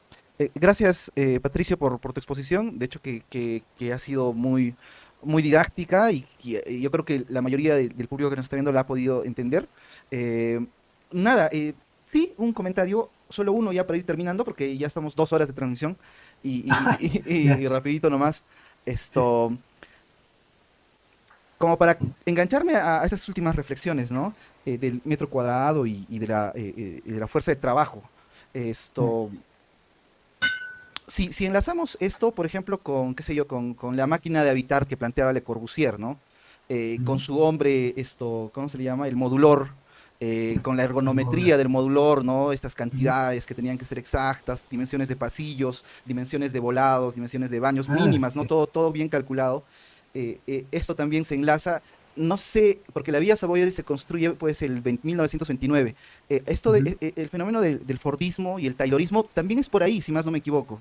sí, Cuando sí, aparece esto de la cadena de montaje industrial, cuando se comienza a fabricar autos así de una manera, sí, digamos, claro. exponencial, lo que se hace pues en la fábrica es que cada operario, obrero, tenía una posición casi fija, ¿no? Casi estaba clavado en un lugar, realizando una fusión también, una actividad también muy, muy, muy específica y que Repetitiva. sumamente repetitiva y que obviamente la fábrica, o sea, cada metro de la fábrica, cada metro cuadrado o cúbico de la fábrica estaba bien calculado para realizar una actividad específica. O sea, Sí, si, claro, sí. si hablamos en términos de coordenadas X, Y, Z, digamos, la coordenada, qué sé yo, 2.5020 es para el martilleo. No sé, ¿no es cierto? Sí, sí, sí. La coordenada 25, 28, 32 es para el pintado. La O sea, coordenada una división estricta del exacta. espacio, por así decirlo, de la fábrica. Exacto, pero ¿no es acaso eso también un poco de lo que quiso hacer Le Corbusier, al menos el primer Le Corbusier, hasta antes de que comenzara a transformar su visión, hasta el Le Corbusier de la Villa Savoye, por ejemplo, y la máquina de habitar y el modulor? Claro, o sea, es que en el fondo, no sé si tú has visto algunos gráficos de, gráficos de Walter Gropius. Me parece que en uno de sus textos de la arquitectura integral, donde muestra, compara como un gráfico de la industria automotriz, ¿ya? Con la productividad, los índices de productividad, la división del trabajo, ¿no es cierto? Y todo eso, y lo compara con la producción arquitectónica, la producción de edificios, y muestra cómo la producción, la industria de la construcción está mucho más retrasada, ¿ya? En términos de productividad y de evolución tecnológica respecto de otras industrias en el capitalismo. Entonces, ¿qué es lo que sucede? Esto tiene una razón histórica, que es el tema de que um, la proporción de obreros en una construcción respecto de la tecnología, de los instrumentos y de la maquinaria es mucho mayor, ¿ya? Eso en términos técnicos tiene un nombre, ¿ya? Que en la industria de la construcción tiene una baja composición orgánica del capital. Ese es un concepto muy específico que utiliza Marx en el capital, pero que es muy simple. Tiene que ver con la proporción, la razón entre la cantidad de obreros y la cantidad de instrumentos de trabajo, de maquinaria, etcétera, incluso de infraestructura, de los galpones, talleres, lo que sea, la industria, el edificio industrial. Entonces, cuando, por ejemplo, en la industria automotriz, pongámoslo, hoy en día, la industria automotriz, ¿no es cierto? Casi una de las industrias de punta, completamente automatizada, ¿no es cierto? Con brazos robóticos que ensamblan, ¿no es cierto? Los autos. A mí me gusta mucho ver todas estas películas del futuro, apocalíptica, de ahí el tema de los dibujos distópicos. Y una de las que me gustan es el Minority Report, ¿no es cierto? El Minority Report con Tom con Tom Cruise. Cruise, Tom Cruise. claro. Y hay una escena muy buena de términos de acción en la que se pelea Tom Cruise con el otro protagonista en una fábrica automotriz del futuro, digamos, de donde se ambienta el futuro de Minority Report. Y no hay obreros, o sea, es completamente robotizado. Y por lo tanto en esa industria la composición orgánica del capital es muy elevada, o sea, hay casi 80-90% de máquinas y los obreros se reducen únicamente a apretar botones, ¿no es cierto?, para que las máquinas ejecuten el trabajo físico, ¿ya? Entonces, en el caso de Gropius, yo lo relaciono directamente con el tema de Le Corbusier, porque el problema que tiene el modulor es que es una escala de proporciones que utiliza valores fijos, como tú dices, ergonométricos, ¿no es cierto? Que por cierto, están en la razón áurea, ¿no es cierto?, la proporción divina y todo lo que se quiera, y se utiliza el cuerpo humano, ¿no es cierto?, como medida antropométrica, pero el problema que tiene es que tiene medidas fijas. Y si usted fija, la arquitectura de la antigüedad, o sea, pre-funcionalismo, pre-todo esto del Fordismo, no funciona así. O sea, si ves Palladio, el mismo Vitruvio, la unidad de medida de la obra no es fija, no es tantos metros, ¿ya? No es tantos centímetros. No había unidad métrica común ahí en la antigüedad, en el Renacimiento, y por lo tanto la unidad de medida de las obras estaba en la obra misma. Por ejemplo, era un pilar, era un muro, era una viga, era un cierto cubo, un espesor, por ejemplo, y lo que realmente importaba era la relación proporcional en base a esa unidad que el arquitecto o el maestro constructor establecía, ¿ya? Pues, entonces es muy distinto, es una manera muy distinta de dimensionar y de enlazar todas las medidas de un edificio. Quizás Le Corbusier estuvo influenciado justamente por esta medida geodésica que es el metro y el sistema métrico decimal. Claro, porque de hecho que esas arquitecturas anteriores, digamos, a la ilustración, o mucho anteriores a la ilustración, eh, aparte de servir a cierta utilidad, obviamente, de hecho que hay una utilidad, tiene un propósito cívico, social, la arquitectura, pero satisfacía mucho esto, digamos, dimensiones simbólicas del ser humano, ¿no? O sea, tenía contenidos Sí, claro. espirituales, cósmicos, etcétera, que definitivamente, a mi modo de ver, llenaban mucho el espíritu de las personas que habitaban esos lugares.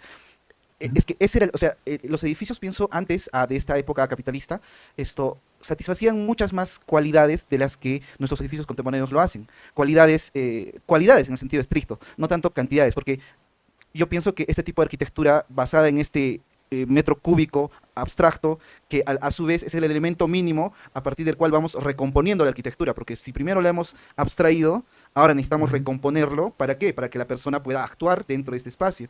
¿Y para qué hemos descompuesto, o para qué el sistema ha descompuesto y ha recompuesto este metro cuadrado? Para generar más rendimiento en la persona, que a su vez genera pues mayor plusvalía. ¿Por qué? Sí, Porque claro, claro. si yo tengo mi habitación y mi baño está perfectamente articulado a mi habitación y el pasillo perfectamente articulado a la puerta, puedo llegar rápidamente a mi trabajo, puedo bañarme rápidamente y todo lo hago más rápido y al fin y al cabo genero más fuerza de trabajo, Sí, más sí, sí. dinero, más movimiento y todo, ¿no? Claro, o sea, tú lo describes, pero muy directo digamos, al meollo del problema, que en el fondo es que esta forma de organizar la industria, por ejemplo, en el caso del Fordismo y en el caso ya de lo que se conoce desde los 70 en adelante como el post-Fordismo, esta industria japonesa, ¿no es cierto?, de punta, automatizada, robotizada, en el fondo lo que sucede es que ya no solo la industria, la empresa privada se empieza a organizar sobre estas líneas de elevar los índices de productividad, sino que esta forma de organizar y de medir el espacio y las obras empieza a reproducirse, a extenderse a toda la población, a las viviendas, a las calles, a las plazas, a todo. Y si uno lo piensa así, tiene que existir algún mecanismo que permita velar todo eso. O sea, no de que en la experiencia inmediata de la ciudad, en la experiencia inmediata de nuestras viviendas, de nuestras casas, no podamos percibir directamente eso. Y lo que veamos es algo que vela, que cubre esa realidad, por así decirlo, que es bastante implacable, ¿ya? Y no, nosotros creemos que somos dueños de nuestra vida y de que nosotros diseñamos y remodelamos nuestro departamento, nuestra pinta, pero en el fondo no vemos que, por así decirlo, estamos siendo, entre comillas, por ponerlo así en términos grandilocuentes, programados, funcionalizados, y tal cual un obrero, qué sé yo, de Apple en un sweatshop de un país de sudeste asiático, ¿ya? Entonces, en el fondo es casi como que el entorno, la propia arquitectura, se vuelve un instrumento más, una fuerza productiva en sí, algo que es capaz de configurarse de tal manera de que, como tú decías, nos volvamos individuos atomizados, ¿no es cierto?, productivos, privados, con una apariencia de independencia personal, pero que en realidad dependemos uno de otros a través de lo que llevamos en el bolsillo, que es el dinero. Entonces, es bastante terrible, pero esa es la verdad, esa es la comunidad que existe hoy en día, independiente de que nosotros podamos tener nuestros propios lazos comunitarios, amistades, etcétera, pero lo que impera es justamente eso, que nos relacionamos con los demás a través del dinero y por lo tanto a través del capital. Es la relación social que lo domina todo, por así decirlo. Exacto, vivimos en una especie de cadena de montaje industrial en todo lado, ¿no? En todo lado. Y esto ya Transportando. se teorizó, esto se teorizó ya en los 70, incluso por Sí. algunos arquitectos. No sé si ubicas, tú que en algún momento hablaste, ¿no es cierto?, de Superestudio, de Archigram. Ajá. Había otro grupo en esa misma línea que hablaba de esto, de la ciudad como cadena de montaje, y era el Archizoom, Ahí, también italiano, florentino. ahí.